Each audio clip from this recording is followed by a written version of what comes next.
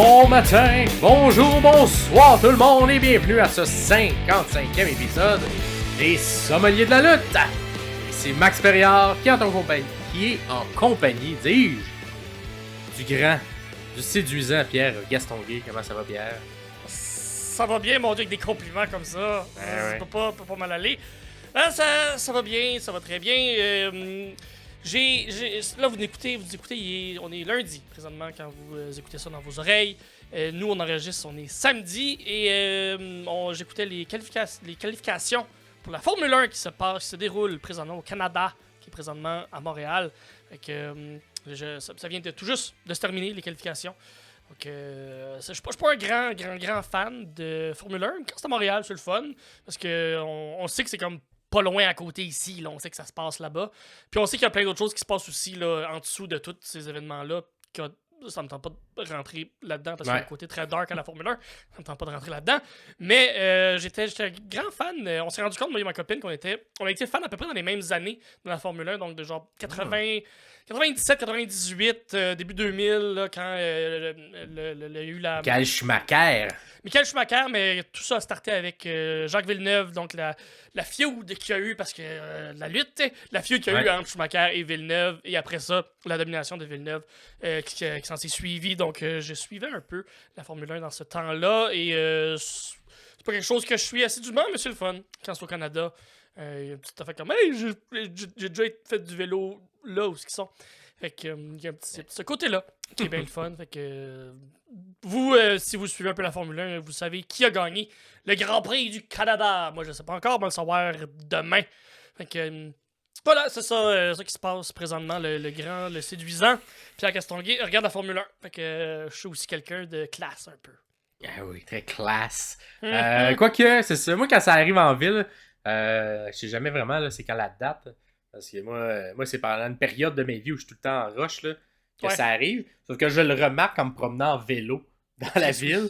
Et qu'il y a beaucoup plus de chars. Des chars sport, là. Des chars sport. Puis des gens aussi qui se crissent un peu plus. Des cyclistes, là. Pas. Des fois, quand tu passes à côté d'une piste cyclable, que tu sais, quand t'es tout le long de l'année, les gens de Montréal vont être habitués. Ah oui, c'est bon. On va laisser les vélos passer quand la lumière est verte. Mais quand c'est maintenant le temps de la Formule 1, il y a comme une semaine où faut plus tu check avant de traverser parce qu'il y a quelqu'un qui n'est pas habitué et qui va juste rentrer dedans avec un char de l'année sport. Fait que, ouais, c'est ça. Moi, c'est plus ça mon lien que j'ai avec la Formule 1.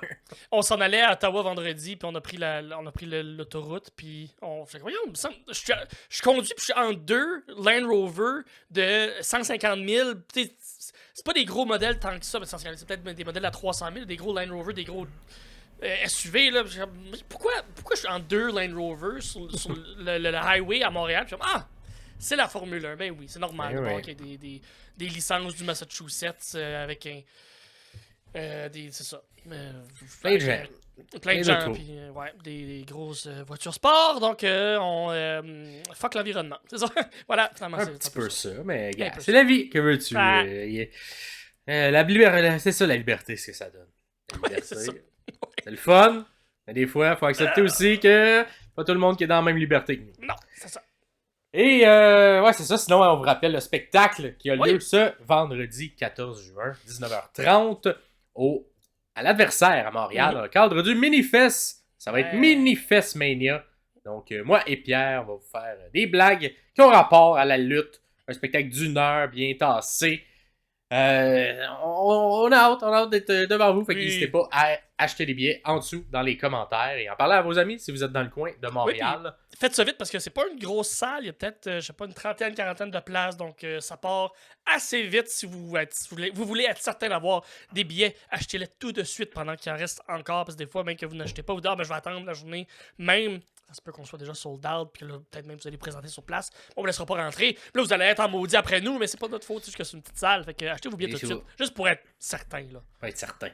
Et on va commencer cet épisode qui est un peu un retour, un résumé des histoires qui nous ont amenés à Clash at the Castle, Scotland 2024. Fait que, évidemment, comme à chaque épisode, un peu preview, prédiction, questionnaire, vous allez avoir nos avis. Bien sûr, vous allez avoir les résumés des histoires. Fait que si jamais vous avez moins suivi dans le dernier mois, voulez-vous mettre à jour sur les différents trucs qui se sont passés, qui se sont présentés au courant pour nous amener à Clash at the Castle, ben, c'est l'épisode pour vous. Et en même temps, on va vous dire qu'est-ce qu'on pense qu'il va se passer, nous, de notre côté. Puis vous pouvez également nous dire, parce qu'il y a un questionnaire qui est en dessous dans la description de l'épisode. Vous pouvez remplir vous-même ce questionnaire-là et faire des points pour savoir qui est le meilleur ou la meilleure qui prédit la lutte. Mais, tu sais, est-ce qu'il y a un plus grand prix que juste remplir ce questionnaire-là? Est-ce que, je sais pas, il y a un cumulatif de ces points? Est-ce que ça vaut la peine de remplir un questionnaire comme ça? Eh oui, il y a un cumulatif parce que ça va se rendre jusqu'à WrestleMania l'an prochain avec tous les pay-per-views de la WWE. On va cumuler les points et à la fin de l'année, on va savoir qui est le gagnant ou la gagnante qui a le plus rempli, qui a fait le plus de bonnes prédictions au courant de l'année au complet. Et on va espérer, on va avoir un prix pour cette personne-là. Ben donc, tu sais, c'est le temps, là. C'est le temps d'accumuler des points. On accumule. Exact. Des points ici et là, même si tu fais pas beaucoup de points, juste à cause qu'on a participé, ça va vous en donner. Et sinon de vous, de votre côté, vous avez également des choses à nous jaser. Et on va commencer par ta chronique, Pierre, parce que c'est quelqu'un qui nous a jasé de ça. Qui le fait mieux, Pierre? C'est un spécial qui le fait mieux choix du public cette semaine. Nico Thibault qui dit, moi j'ai une idée de qui le fait mieux. Ça pourrait être qui le fait mieux. T'as pas d'affaire là. Décalisse ou qu'on pourrait traduire en français international, t'as pas d'affaire là, full camp.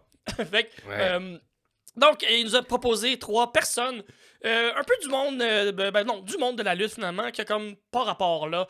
Donc, on décide qui le fait mieux finalement. C'est un peu contre-intuitif ton affaire, Nico, mais on va jouer au jeu, on va le faire parce que tu nous l'as proposé si gentiment.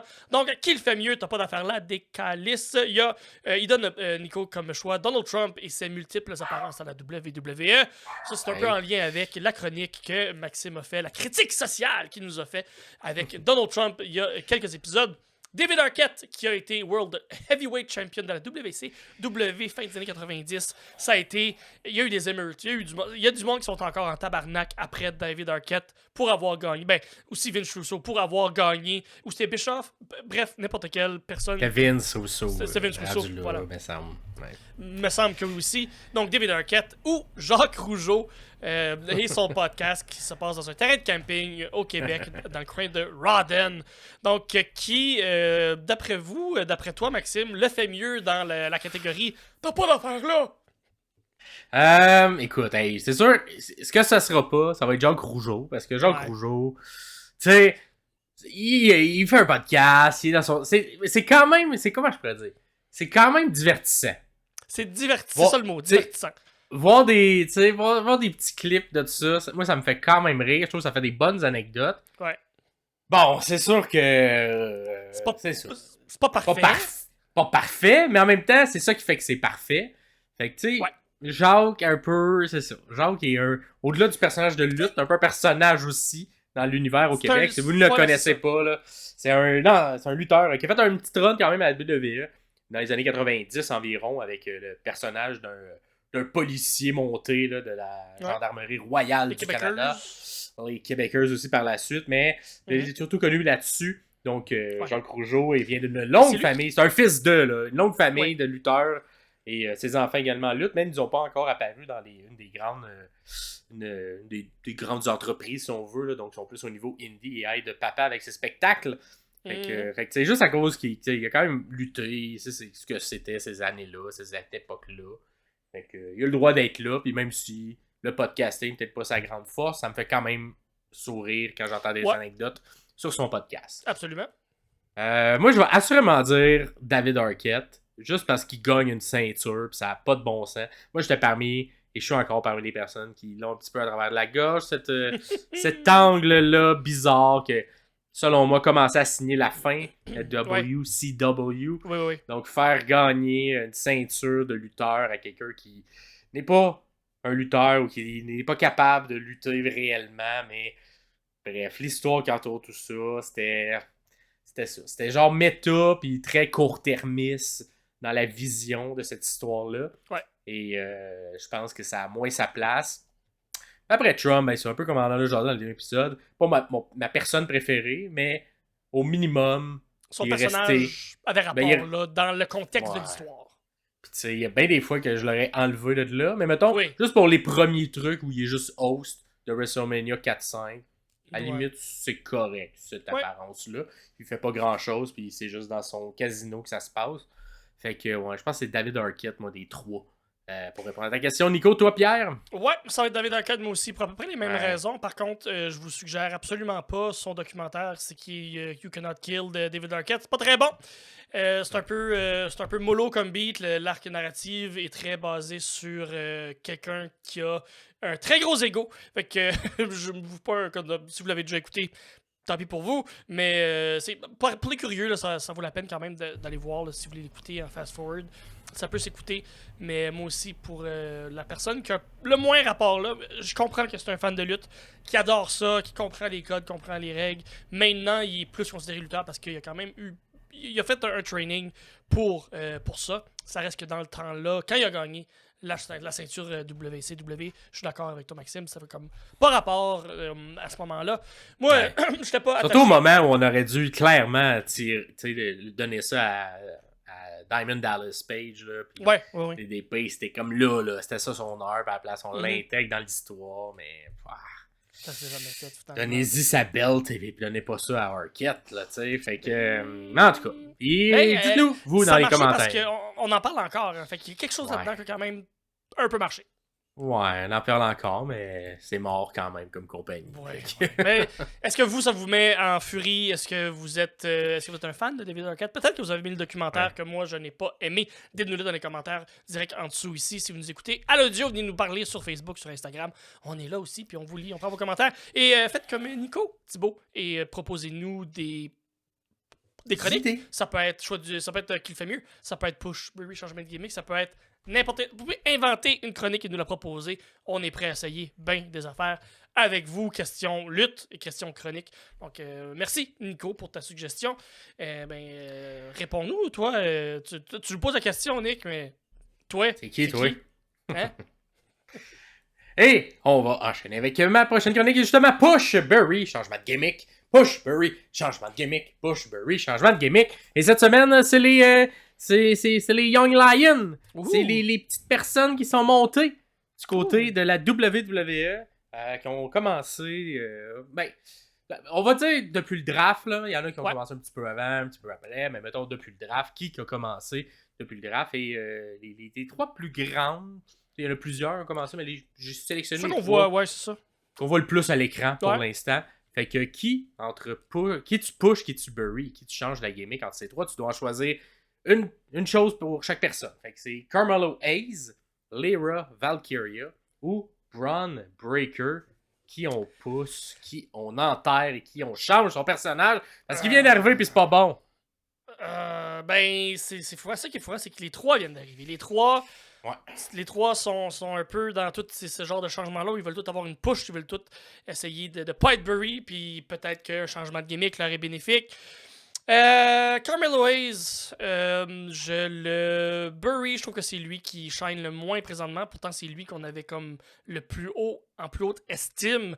Lyra Valkyria, je changerais sa gimmick parce que je crois qu'on peut son affaire de oiseau, je comprends pas très de où ça part. Peut-être que c'est juste moi qui n'ai pas suivi toute son évolution.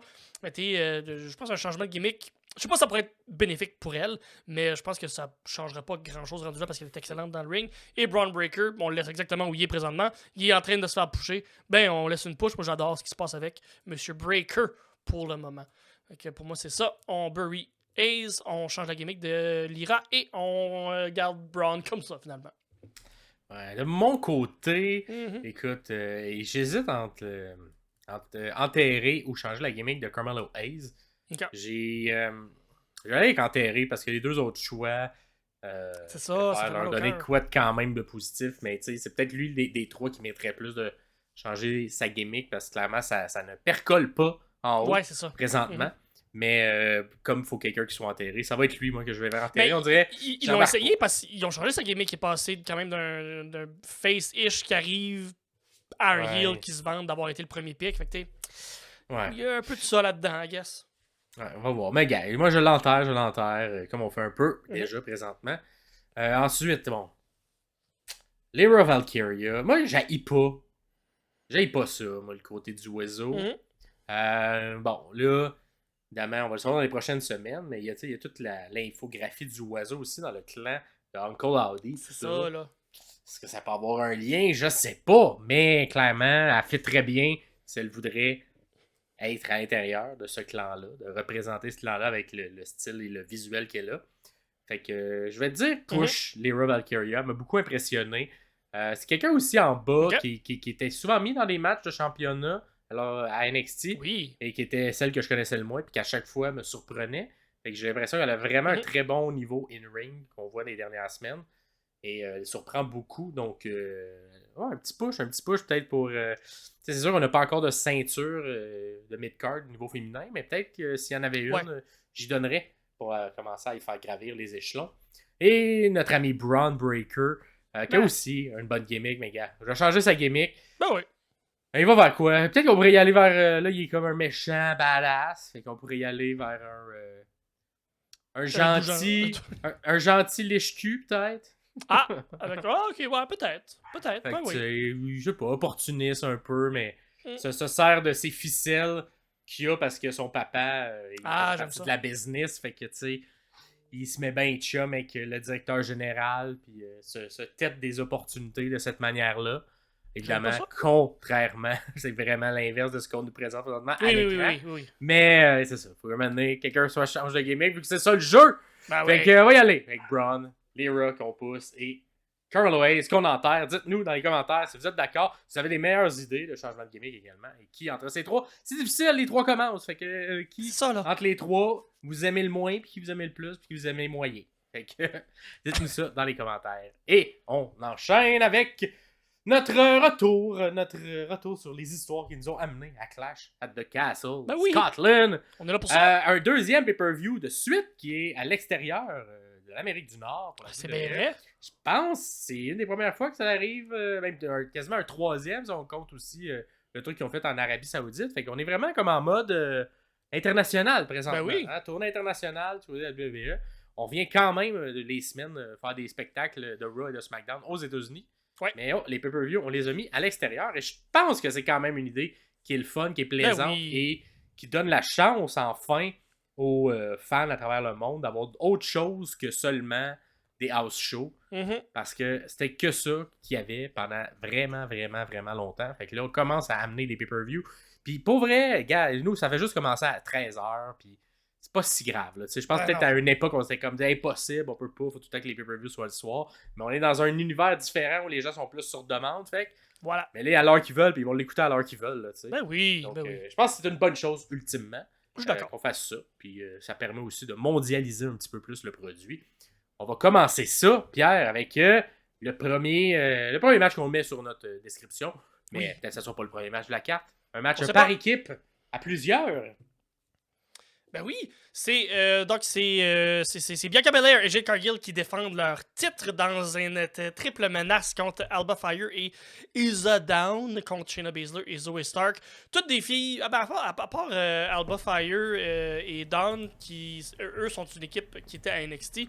C'est pas des équipes à proprement dit. Shayna Baszler et Zoe Stark, un peu le même look, se connaissent bien, chill ensemble depuis un bout, mais c'est pas des équipes à proprement dit. Même les championnes, ce ne sont pas des vraies équipes tag team. Pour résumer un peu l'histoire, en fait, à l'épisode du 20 mai à Raw, Shayna Baszler et Zoe Stark ont gagné un Fatal 4-Way match pour devenir les championnes numéro 1 au titre contre Bianca Belair et Jade Cargill. La semaine d'après, Alba Fire et Isa Down se sont moqués de Baszler et Stark. Vous allez jamais nous battre, c'est impossible que vous allez les battre en fait, c'est impossible que vous allez gagner tout ça. Et à l'épisode d'après à Raw, Baszler et Stark ont appelé Call Out Belair et Cargill. C'est une histoire de moquerie, là. Je sais pas, ça a l'air un genre d'histoire d'enfants qui pointent l'autre puis qui disent que l'autre, toi t'es pas forte puis moi je suis forte. T'es pas, on est comme intervenu, on intervient tout le temps dans les matchs. Ça et tout, c'est comme un peu. En tout cas, moi j'ai trouvé la construction qui nous amenait à ça un peu bizarre parce que on avait une chance pour le titre entre Shayna et Starks. Et là, l'autre équipe vient intervenir, mais tu sais, c'était au moment du pin final, mais c'est quand même bizarre, tu sais, parce qu'ils viennent les sauver, puis après, ça chicane, mais en même temps, si j'étais Shayna et Star, je serais full fâché contre les autres. On voulait intervenir dans notre match, mais finalement, non. On regarde tout du côté des championnes. Fait que, comme c'est ça. C'est un peu bizarre comment ça a été construit. C'est un peu très bizarre. J'ai l'impression qu'on a fait. Ça va être ça, ce match-là. Comment on fait pour se rendre à ça, plus qu'on essaie de construire une bonne histoire. Un peu surpris, vu que c'est un match à plusieurs, qu'on n'ait pas réussi à intégrer. Dans 60 ans, c'est pas très élaboré comme construction. Kaylin Carter et Katana Chance, qui sont également. C'est vrai. Ont été championnes d'ailleurs, et qui ont été le plus long règne de championne par équipe féminine à NXT. Fait que... Non, mais à NXT, c'était NXT, le plus long. Excuse-moi, ok, oui. Parce que le règne en haut, c'était des filles dans les clubs qui dansent, là, à Mané, là. Ouais, ben c'est un peu leur personnage en bas aussi, mais ça n'a pas levé, mettons. C'était un peu cheapette, ce qu'on nous présentait. Et j'ai l'impression que les filles sont peut-être un peu stressées également. Là. Je les sens pas avec la même hargne que lorsqu'elles étaient en terrain connu à NXT. Mais au niveau in-ring, ça fonctionne. Puis dans un match à 4, ça aurait pu permettre de leur donner une nouvelle vitrine. Donc, à la place, on a décidé d'y aller.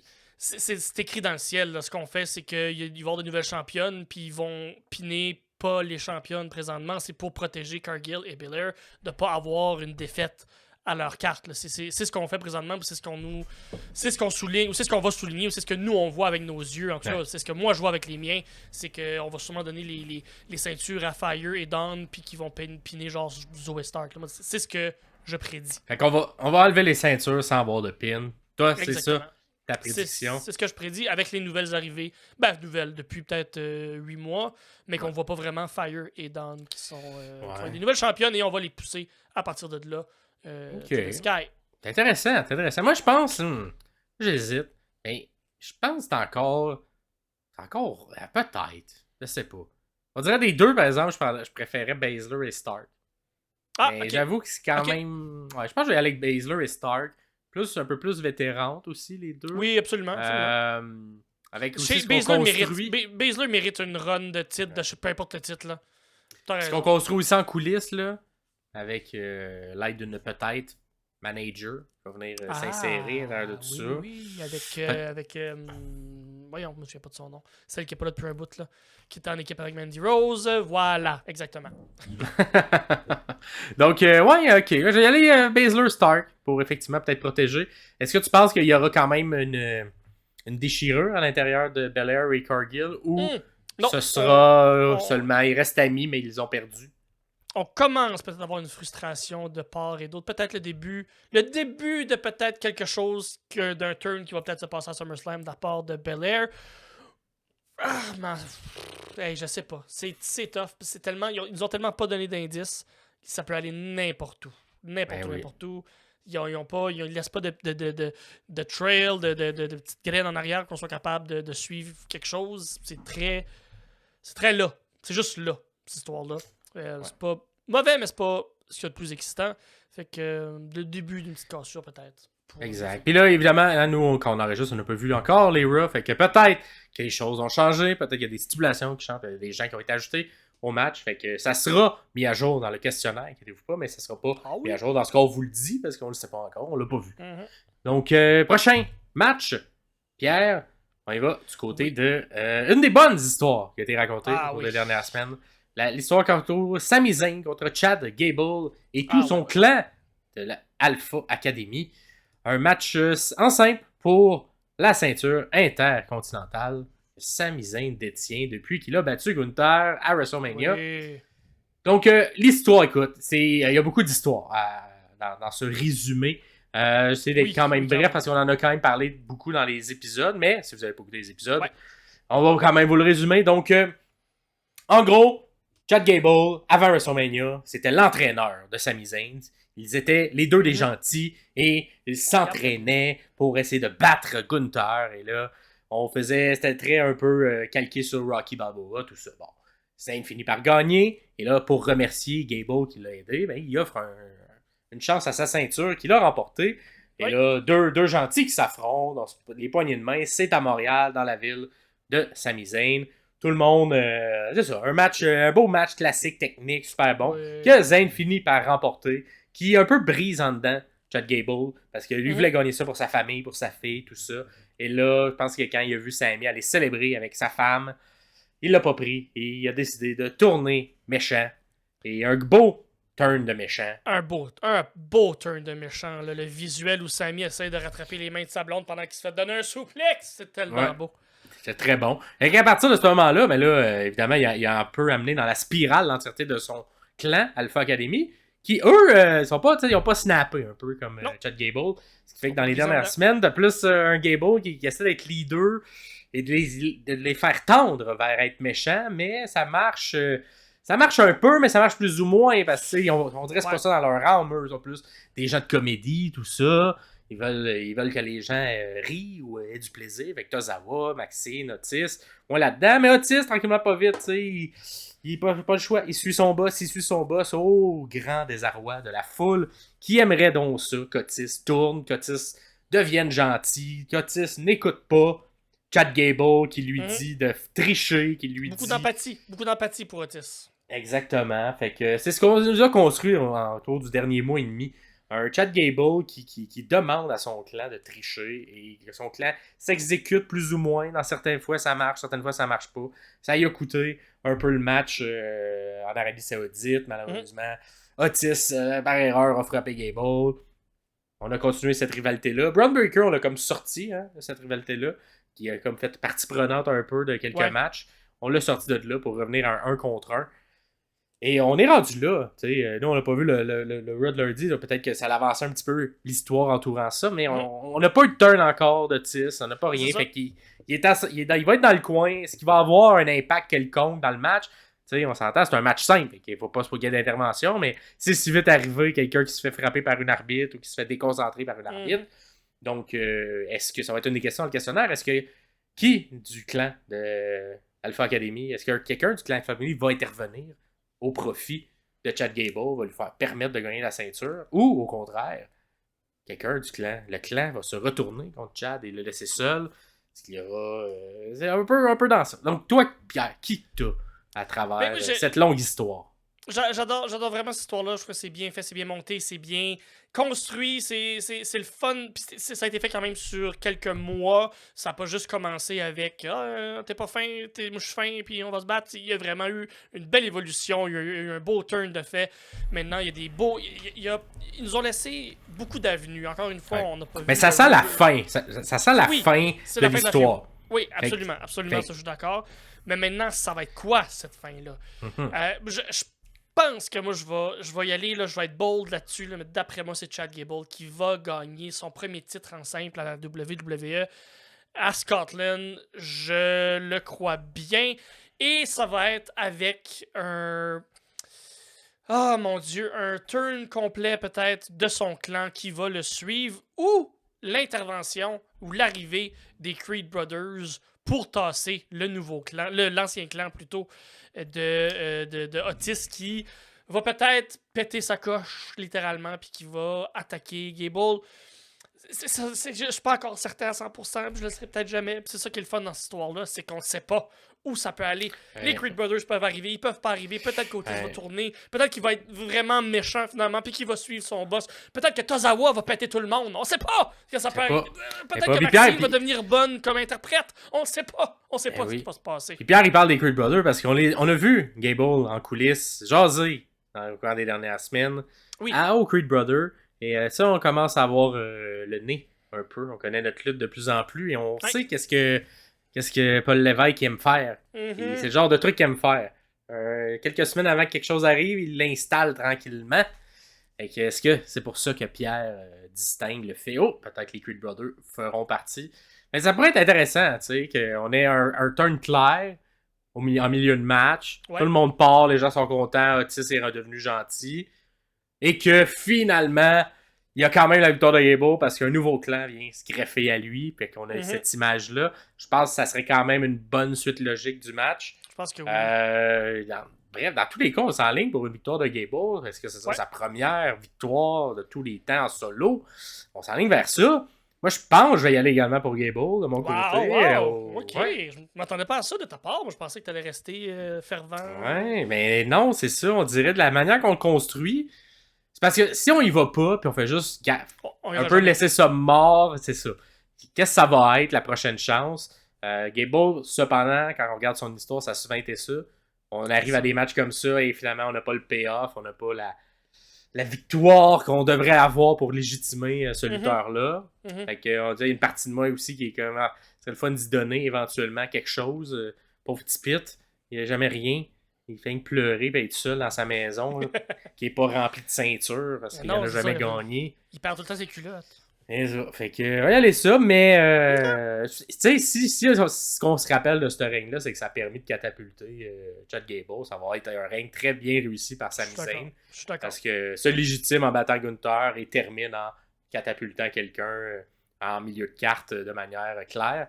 Donc, ouais, je vais aller vers ça. Et qui sait, hein, moi, depuis longtemps, hein, le Money in the Bank à Toronto, fait que sortir Sami de là peut peut-être le permettre. Gagner une mallette. Exact. Peut-être le permettre de le ramener dans le mois prochain.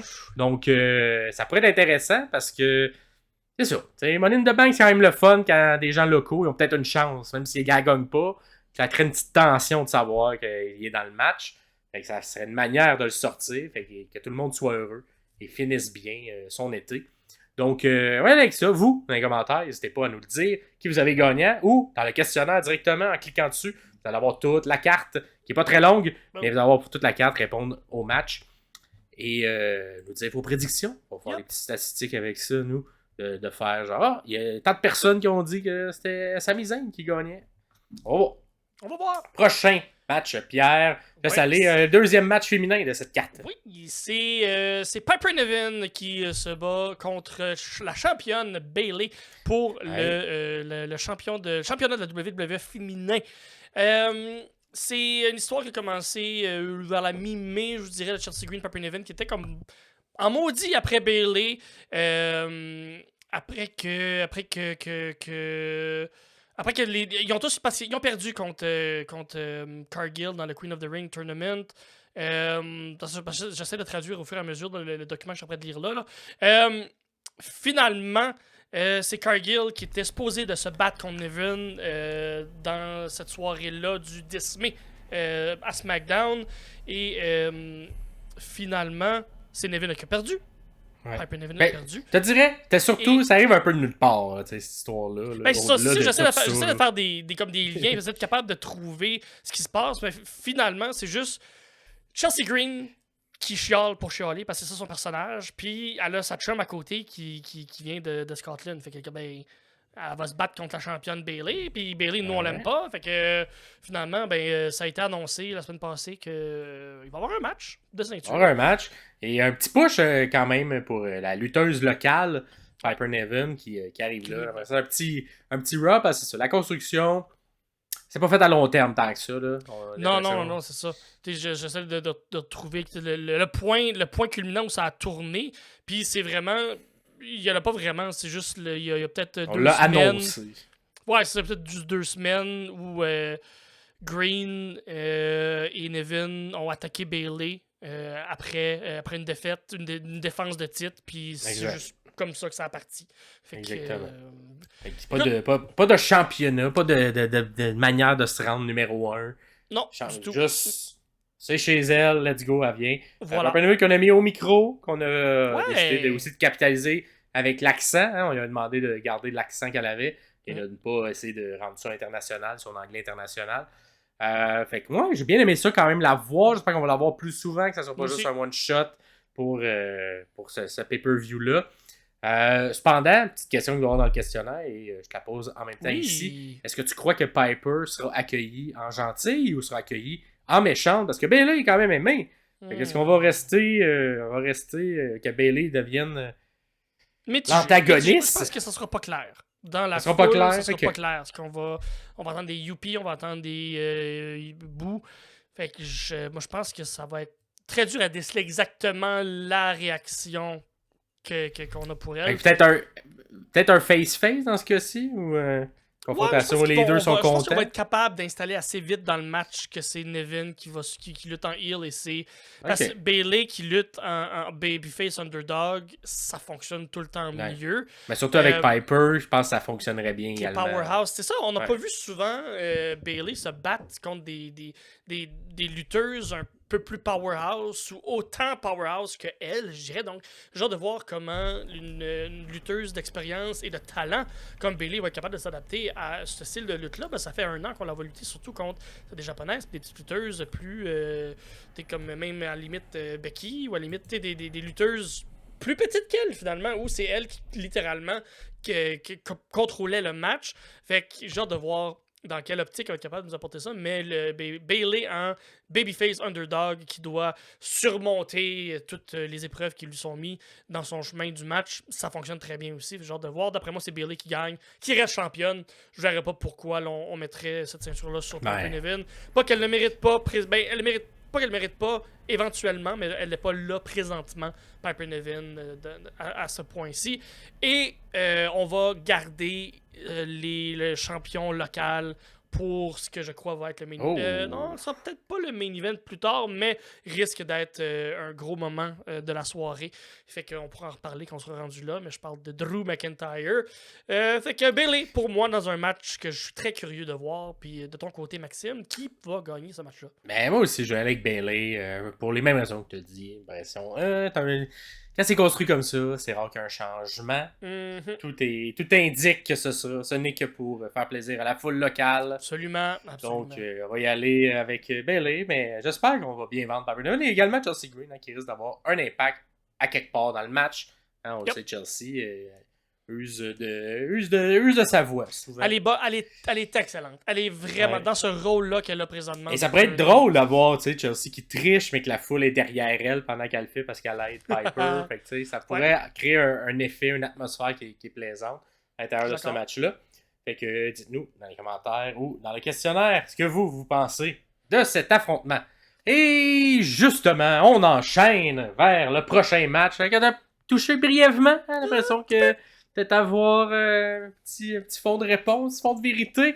Parce qu'on va mettre un lutteur local dans un match de championnat. Quelque chose qu'on a vu à quelques reprises au cours des dernières années récentes.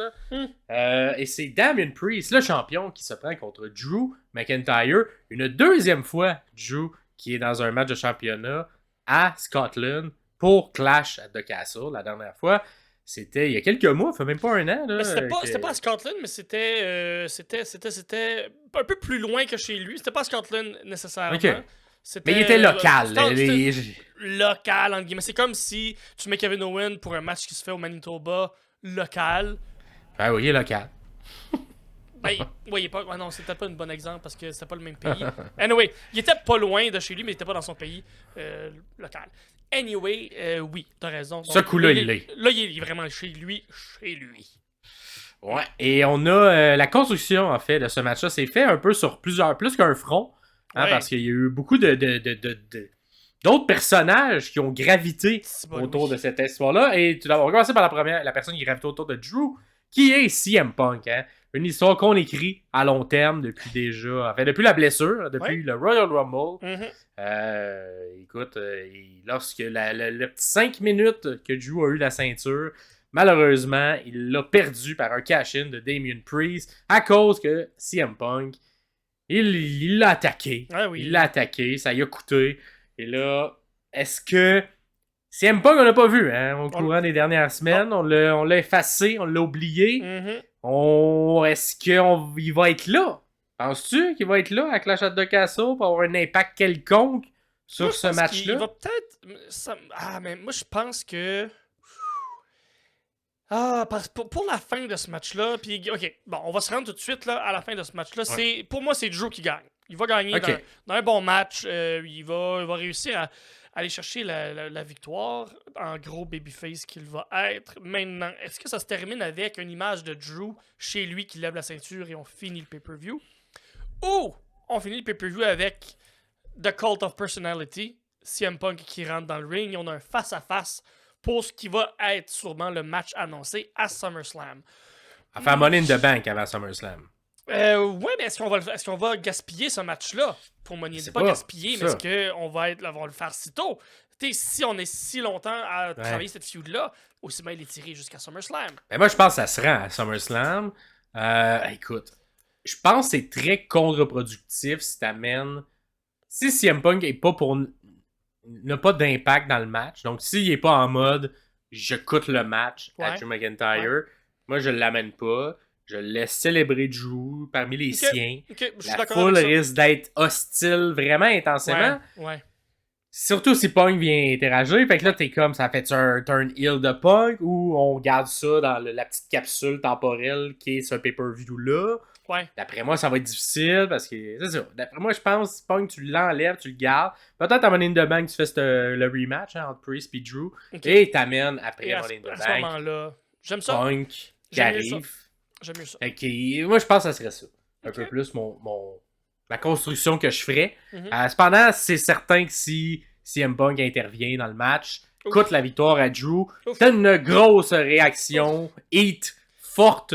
Et si tu veux ramener Punk méchant, c'est la bonne place pour le faire. Il faut faire un heel turn clair. Il y a tellement eu, pour faire de mauvais jeux de mots avec le pay-per-view, mais il y a tellement eu de backlash quand il a perdu contre Roman à Clash at the Castle il y a quelques mois, que là, il est chez lui pour de vrai, dans son vrai pays. Il va y avoir une émeute. Ça va être pire que l'émeute du Rocket dans les années 60 ici à Montréal. Ça va être pire que ça. Ouais. En tout cas, c'est sûr, ça va être intense. Puis c'est un peu hein, ce qu'on nous a construit dans la rivalité. Là. Le peu de temps de parole qu'on a eu un contre l'autre, c'est Joe qui dit ici, je suis le Scottish psychopathe, mais là-bas, je suis juste Drew. Drew, c'est ça. Parce qu'on est tous des psychopathes. Fait que tu sais, t'as un peu ça. Une foule très intense à la bière qui va être là. Est-ce qu'il y aura des débordements à voir? Est-ce qu'on va utiliser cet effet-là pour placer des débordements? Peut-être aussi. Ça pourrait être intéressant. Donc, à voir. Ensuite, on va aller sur l'autre front. Damien Priest, c'est quoi son histoire pour se rendre jusque-là?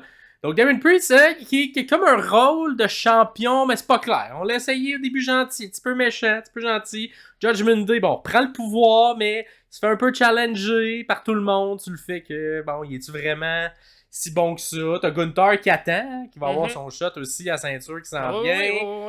À l'intérieur du Judgment Day, tu sais, Mamie est plus là, fait que là, c'est un peu Priest qui reprend le truc, mais ça roule pas comme sur des roulettes. Liv Morgan avec Dominic, il y a aussi une histoire à travers ça. Donc, est-ce que Priest a vraiment le contrôle? Il se sent en contrôle, mais dans les faits, et Judgment Day est un petit peu est un peu disparate. Il n'est pas focus tant que ça, présentement.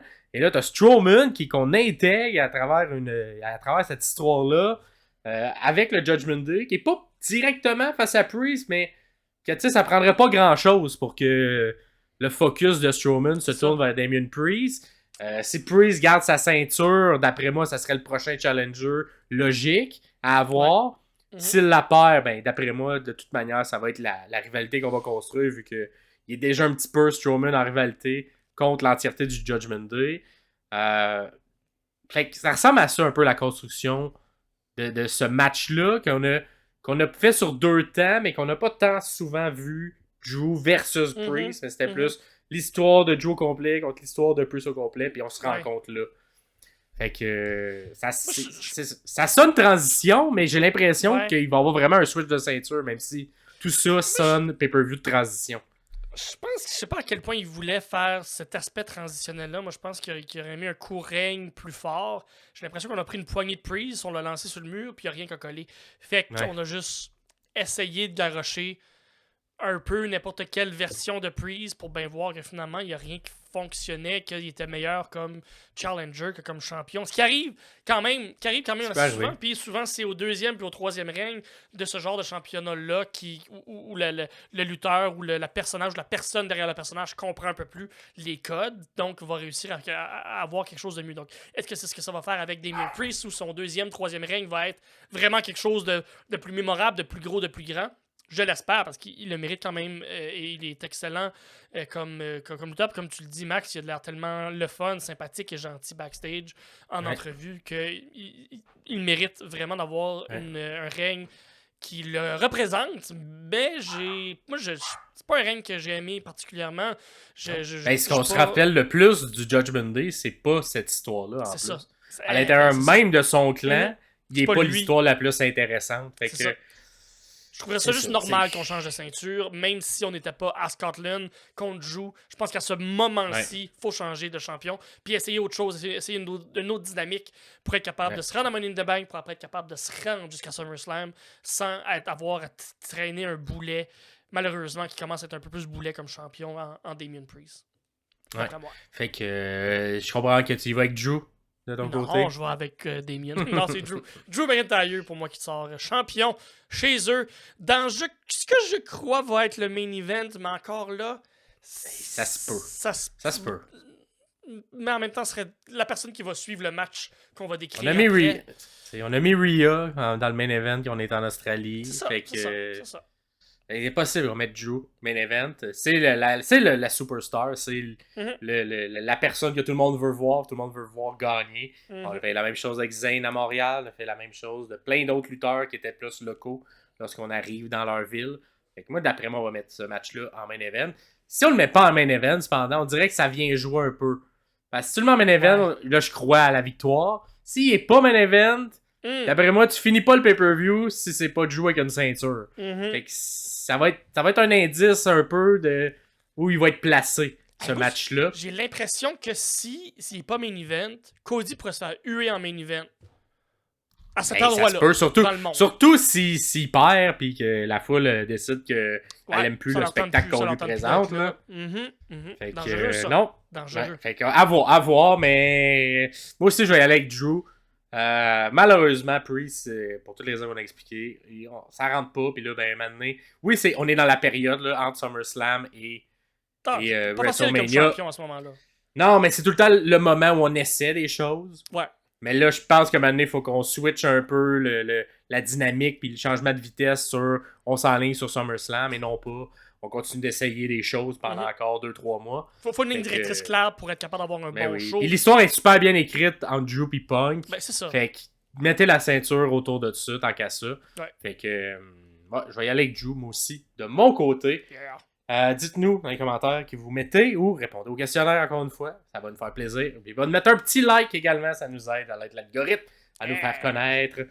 Prochain et dernier match, mais peut-être pas dernière question de l'entièreté de ce pay-per-view-là.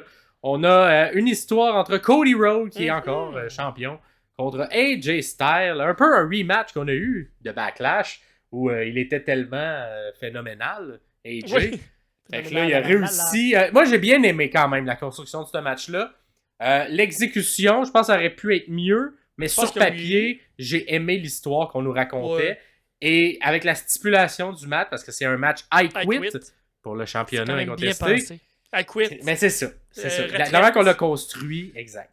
Quand on l'a construit, on avait ça en tête, c'était bien fait. Je pense que je l'aurais juste peut-être commencé à la construire.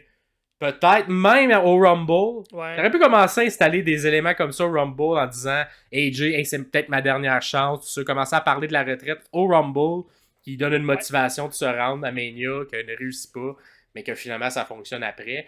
Si on l'avait construit sur un 6 mois, ça aurait été une coche de plus. Surtout avec le segment micro qui était vraiment une reprise du segment avec Mark Henry où AJ annonce sa retraite. Mais comme ça a été fait sur 2 semaines, on le sentait venir un peu plus que Mark Henry.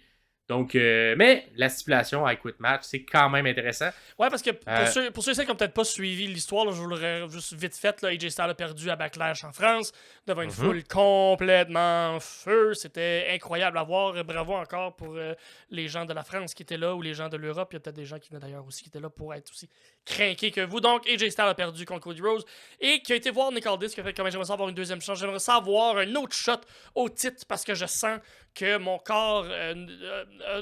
en fait, j'aimerais juste avoir une deuxième shot au titre et c'est là que Nick Aldis a dit non, tu retournes au bout de la ligne, derrière la ligne, faut recommencer de zéro si tu veux avoir une deuxième chance au titre. C'est là que AJ Styles a fait comme je pense que j'ai plus le temps de retourner en arrière de la ligne. Mon corps ne suit plus. Je veux une shot là. Il a fait à croire d'annoncer sa retraite. Il a attaqué Cody Rhodes. Et c'est pour ça qu'on s'en va vers un I Quit match. Parce que AJ Styles a fait à croire qu'il qu'il allait quitter, qu'il allait prendre sa retraite. Et donc maintenant, on rentre cette stipulation-là dans un segment que j'ai trouvé bizarre à SmackDown. On n'en a pas parlé dans nos dégustations de la semaine que vous allez entendre jeudi. Donc, spoiler pour vous que je vous donne pour l'épisode de jeudi. On n'a pas parlé de ce segment-là que j'ai trouvé très précipité, où on a juste un Cody Rhodes qui est en maudit, qui veut attaquer AJ Styles. On les sépare. Un gros switch aussi un peu du personnage de Cody Rhodes, qui est très corporate, qui est très je respecte les règles. Et là, il se met à attaquer. Puis il se met à attaquer des gardiens de sécurité. Et Cody fait pas ça là, dans le personnage qu'on nous vend. Non. Fait que, comme si on l'avait poussé à ses limites au niveau émotionnel, mais tout ça dans une période de temps très restreinte. C'est pour ça qu'on y croit moins. Il est déjà passé au travers de bien pire que ça, puis il n'a jamais été aussi intense que ça. Fait que ça, tout ça un peu weird, un peu... Par contre, le match qu'ils peuvent nous bâtir, puis le match qu'ils peuvent nous montrer, et l'histoire qu'ils peuvent nous raconter dans ce match de lutte-là, dans un I Quit match, peut, je crois, avoir peut-être match dans les top 10 matchs de l'année dans ce cas-ci, avec ces deux lutteurs-là et dans les stipulations qu'on nous donne. Précipité comme histoire, mais le résultat final peut être incroyable de ce côté-là. Fait que moi, ça fait suite à un excellent match qu'ils ont eu aussi à Backlash. Fait que voilà. c'est vraiment le match sur papier, c'est ça. On a comme décidé de mettre une construction de Road to WrestleMania à l'intérieur d'un pay-per-view de deuxième ordre, si on veut. Fait que c'est ça. Il aurait fallu le voir un peu plus venir à long terme.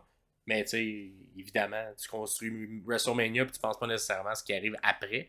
Donc, mais si on l'avait fait, d'après moi, ce match-là aurait encore une saveur encore plus particulière. Mais sur papier, ça va être bon comme match. Qui as-tu de ton côté gagnant entre Cody et AJ Styles? Cody Rhodes, on peut pas. Cody Rhodes. J'ai pas de bonne raison parce qu'AJ, dans l'histoire qu'on raconte là, AJ Styles qui gagne de façon un peu heelish, pareil, mais qui gagne en faisant comme je le savais, j'étais capable, puis maintenant je suis champion, puis un court règne, un dernier règne, quelque chose avant que oui annonce sa retraite pour de vrai ou qu'il annonce juste qu'il retourne faire une run au Japon, peu importe. J'aimerais beaucoup voir ça. Par contre, Cody Rhodes est encore construit trop fort. Il est encore trop grand, trop gros, trop puis populaire. abandonné avec un personnage comme lui. En plus. C'est ça. Ça fait très... Tu sais, il y a le rôle que John Cena avait. Là. John Cena abandonnait jamais. M'étonnerait beaucoup que Cody abandonne aussi. Impossible. Fait que moi aussi, je vais de côté Cody Rhodes. Cependant, j'ai l'impression que ça va être un match qui va peut-être jouer non seulement sur le ring, mais c'est également le storytelling, l'émotion. Un truc, est-ce qu'on va utiliser le côté plus émotif, émotionnel, attaquer peut-être Brandy, je sais pas, va-tu amener du monde? On l'a vu à la télé, mais qu'on sait qu'il est là. T'sais, on a rapporté DOC, on a rapporté Luke et Gallows, là, qui sont les gros bodyguards d'AJ. On voyait plus avec ces gars-là, même qu'ils les envoyaient chier à un moment donné. Il n'y a pas si longtemps. Pourquoi ils sont revenus? Dans quelle optique on va les utiliser dans ce match-là?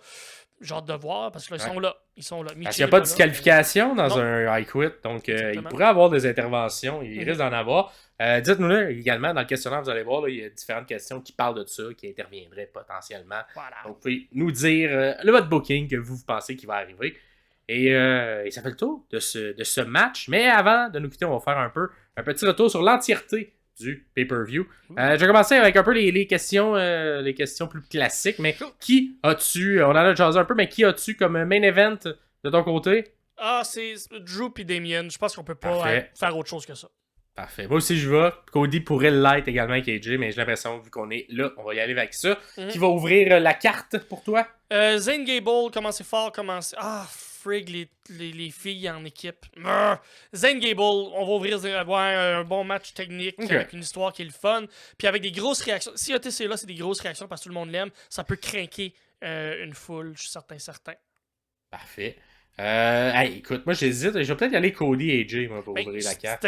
Ça aussi, tous les matchs ont un potentiel à pouvoir bien ouvrir. Là. Fait que, tough celle-là. Mais, Puis, exact. Ensuite, peut-être plus une question à saveur locale, mais combien d'entrées spéciales y aura-t-il à l'intérieur de l'entièreté du pay-per-view? Parce qu'on a quand même deux personnes qui ont des matchs qui sont locaux. Là. travers tout ça. Est-ce qu'on va leur sortir une petite entrée spéciale pour l'occasion? Ouais. Moi, je vais dire 3. 3? Ouais, moi, je vais dire 2, je pense. Ok. Vraiment, Drew, pas mal certain, qu'il va arriver avec de quoi sûrement. de spécial, vu qu'il est chez lui. Puis peut-être Piper. Ok. C'est vrai que Cody Rhodes n'aurait peut-être pas d'entrée spéciale s'il veut vraiment. Mais Cody, c'est tellement long son entrée, il la garde pareil. Elle n'est pas spéciale parce que non, elle est fun à vivre comme elle l'est déjà. Aziz, ouais, je suis d'accord. Parfait. Et finalement, dernière question, parce que le 17 juin, on en parle si vous écoutez les chroniques sur les codes QR, on martèle le 17 juin, et là, ça va être le 15 juin, ce pay-per-view-là, 2 jours avant.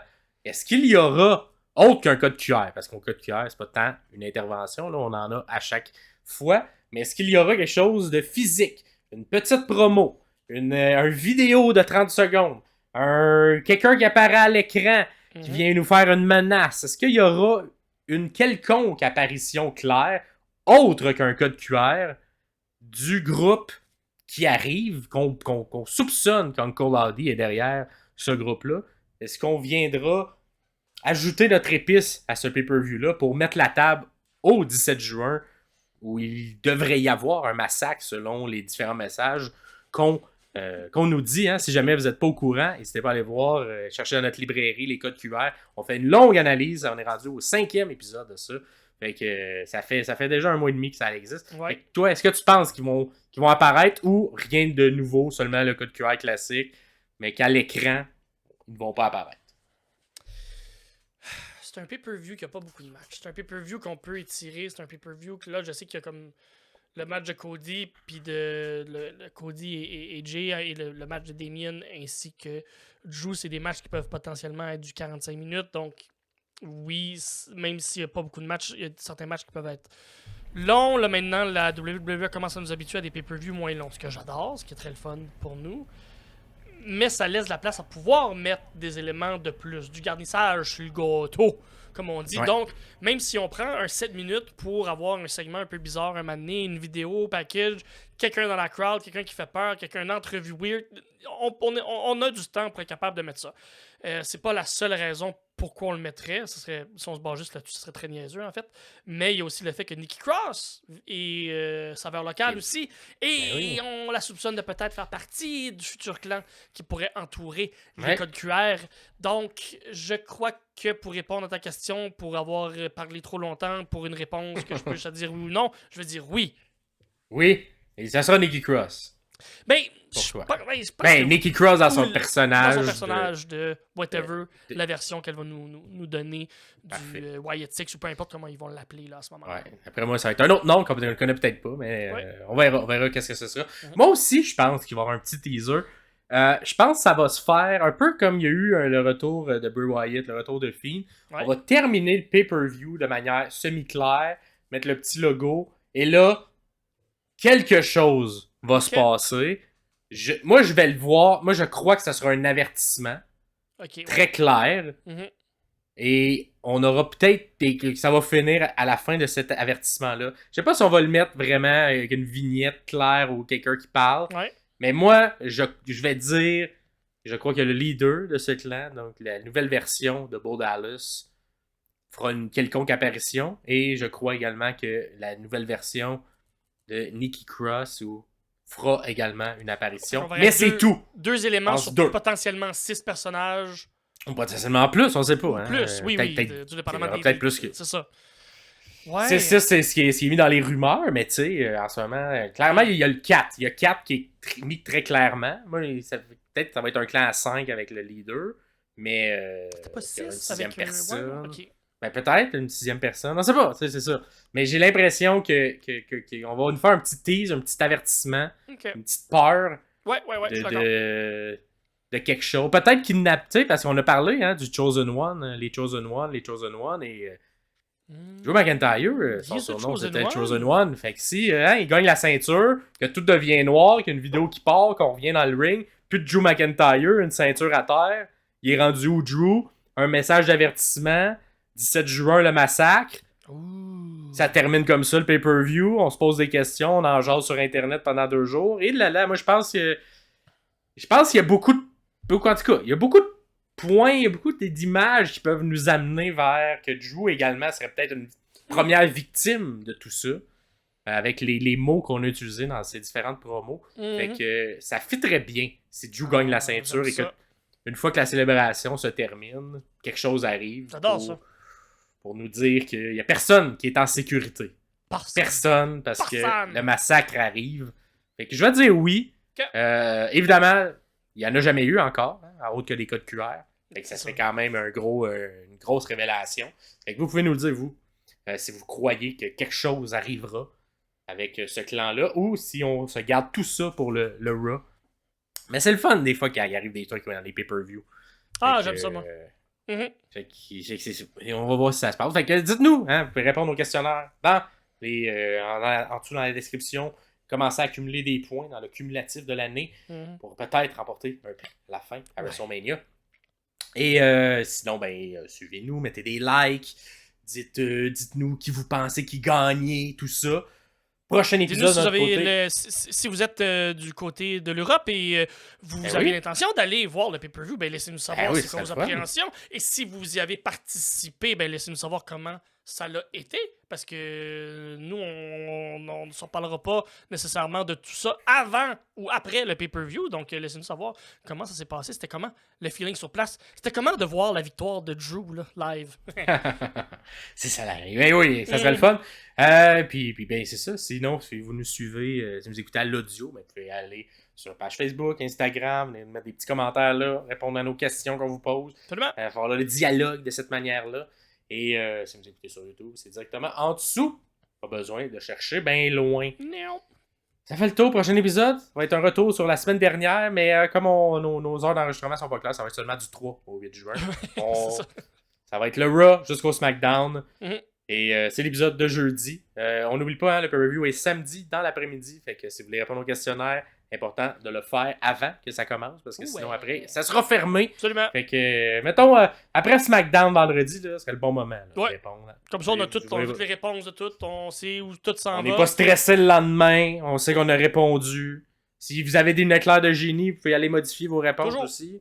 Fait que, n'hésitez pas à faire ça. Sinon, nous, on se revoit.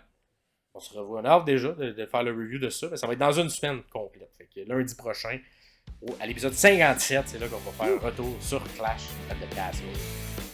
C'était Max Ferriard ainsi que Pierre Castonguay pour les sommeliers de la lutte. Ciao, tout le monde.